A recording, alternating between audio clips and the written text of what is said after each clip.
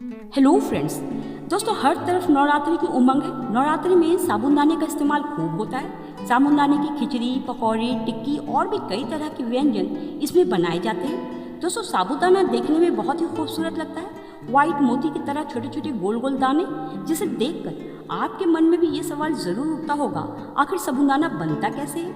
ये कोई अनाज है? अगर अनाज है तो फिर इसका पेड़ कैसा होता होगा?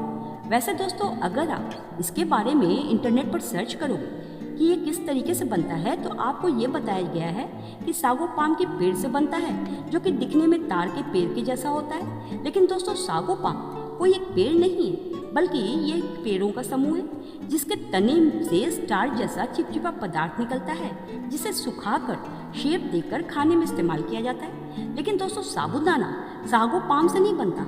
साबूदाना टॉपिका नाम के जड़ वाली फसल से बनता है, जो कि दिखने में शकरकंद यानी कि स्वीट पोटैटो जैसा दिखता है। और ये फसल 9 से 10 महीने में तैयार हो जाता है दोस्तों।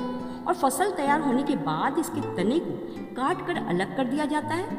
फिर उसके बाद जड़ को निकाला जाता है और फिर जड़ की साफ सफाई की जाती है और फिर इसे पीसते हैं। पीसने से इसमें से स्टार्च जैसा पदार्थ निकलता है, जिसे कि रिफाइंड करके गर्म किया जाता है। और गर्म करने के बाद फिर मशीन की मदद से इसे छोटे छोटे दानों के आकार में बना दिया जाता है, जो कि सफ़ेद सफ़ेद साबूदाना बनकर तैयार हो जाता है दोस्तों, जिसका इस्तेमाल नवरात्रि में खूब किया जाता है।